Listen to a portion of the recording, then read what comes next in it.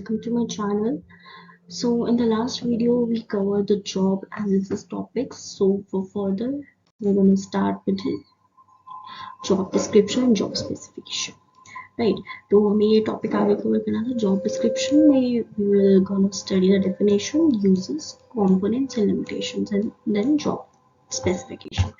Firstly, what is job description? तो मैंने आपको ब्रीफ करा था जॉब डिस्क्रिप्शन क्या होता है.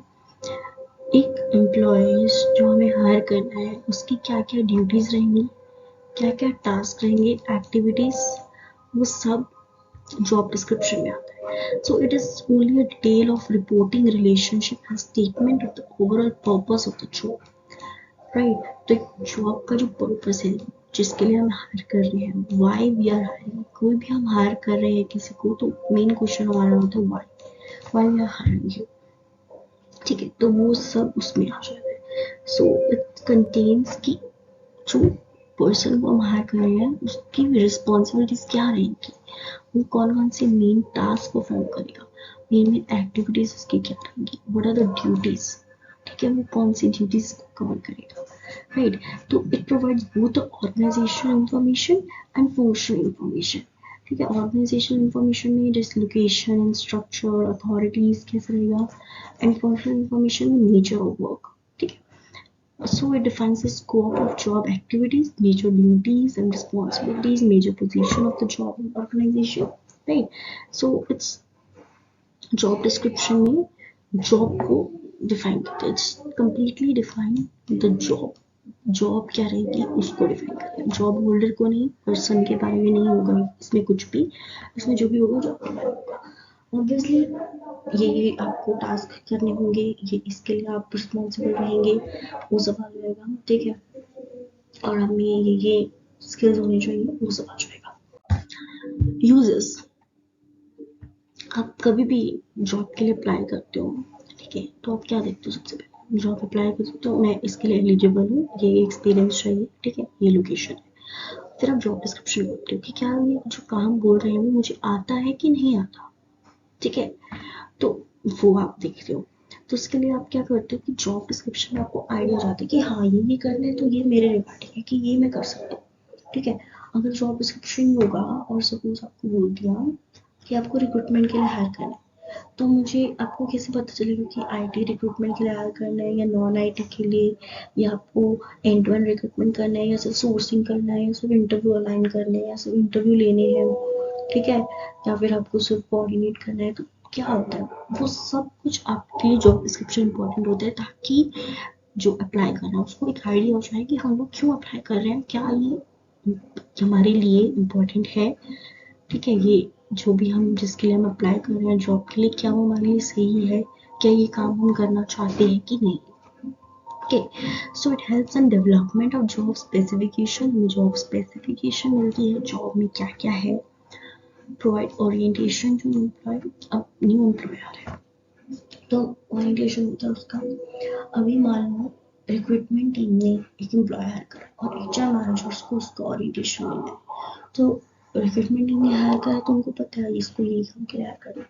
बट अगर हम एचआर मैनेजर को जॉब डिस्क्रिप्शन दे देंगे कि ये उसके रूल्स हैं, उसके अकॉर्डिंग आप इसको ओरिएंटेशन करते हो, तो उनको आइडिया हो जाएगा कि हाँ ये इसको सिर्फ यही काम कर रहा है तो हम इसको सिर्फ इतना ही एक्सप्लेन करेंगे.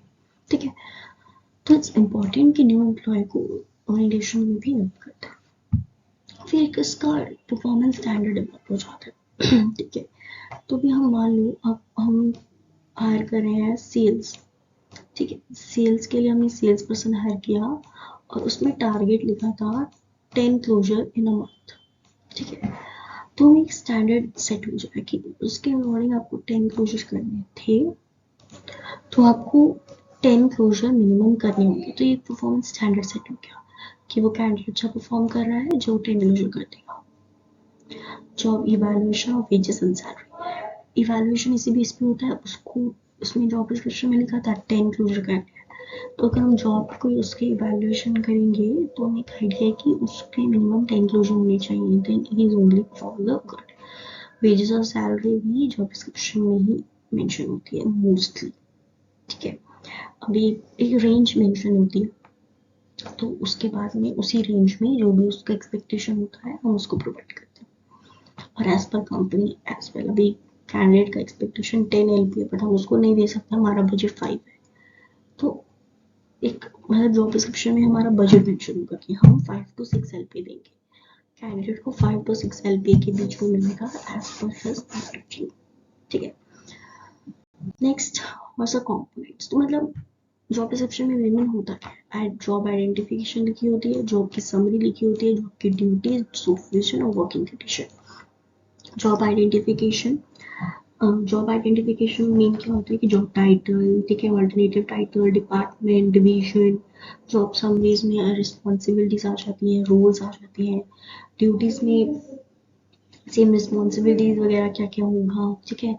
सुपरविजन में आप किसके अंडर रहेंगे, कुछ स्पैन ऑफ कंट्रोल कैसे रहेगा। स्पैन ऑफ कंट्रोल मतलब एक पर्सन जो कंट्रोल कर रहा है उसके अंदर अंदर कौन है, ठीक है, फिर उसके अंदर कौन है, ठीक है, ऐसे ऐसे स्पैन ऑफ कंट्रोल होता है, मतलब अथॉरिटी। तो आप कौन कंट्रोल करेगा, सुपरवाइजर कौन होगा, और वर्किंग कंडीशन कैसे रहेगी, नाइट शिफ्ट रहेगी, ठीक है, या डे शिफ्ट रहेगी, व्हाटएवर इट इज। तो ये सब है। उसके अलावा भी आ जाते हैं दूसरी मशीन में, अगर आपको स्पेशली कोई मशीन में काम करना है तो, ठीक है, और वर्किंग हालात कैसे रहेंगे and timings, everything is mentioned in the job description. Limitation, limitation होती है इसकी, एक तो ये perfect reflection नहीं होता जॉब का। Sometimes like 40% job description में कुछ चीजें मेंशन नहीं होती जो एक्चुअल जॉब को रिफ्लेक्ट करती है, ठीक है, तो दैट्स वेरी इंपॉर्टेंट। तो एक एक्चुअल रिफ्लेक्शन नहीं होता, हमें सिर्फ एक आइडिया हो जाता है, उससे एक आइडिया हो जाता है। और क्विकली गेट आउट, मान लो हमने एक मंथ में एक जॉब डिस्क्रिप्शन लॉन्च किया, ठीक है, हायरिंग चल रही है और 2 मंथ्स हो गए हायरिंग कंप्लीट नहीं, बट एक सॉफ्टवेयर आ गया हमारी कंपनी में, ठीक है, और वो सॉफ्टवेयर भी उस एम्प्लॉय को आना चाहिए, तो हमें टाइमली उसको अपडेट करना पड़ेगा, वरना हम तो वैसे ही कैंडिडेट हायर करेंगे, फिर हमारे लिए वो वेस्ट हो जाएगा। तो दैट्स वेरी इंपॉर्टेंट कि हम उसको क्विकली अपडेट करते हैं, right.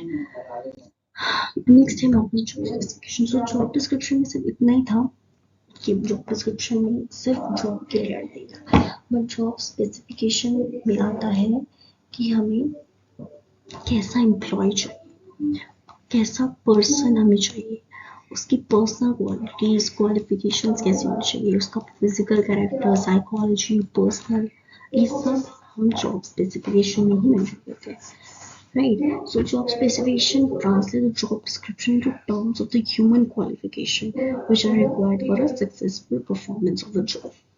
Right? They guide in hiring and job evaluation, they provide physical character, ठीक है, पर्सनल रिस्पॉन्सिबिलिटीज क्या क्या रहेंगी और अदर फीचर। बेसिकली ये हमें एक पर्सन के बारे में बताएगा कि हमें ये एम्प्लॉय हायर करना है, तो इसके लिए हमें चेक मार्क्स देखने हैं कि हमें इसके बेसिस पे हायर करना है, ठीक है। तो ये है जॉब स्पेसिफिकेशन। जॉब स्पेसिफिकेशन मतलब पर्सन के बारे में, जॉब डिस्क्रिप्शन जॉब के बारे में। Job specification is for job holder, ठीक है, job specification is for job holder, right. Okay, so that's all. Thank you for watching this video. You can share with your friends and right. And if you want any other topics, so please do comment and subscribe to my channel. Thank you so much.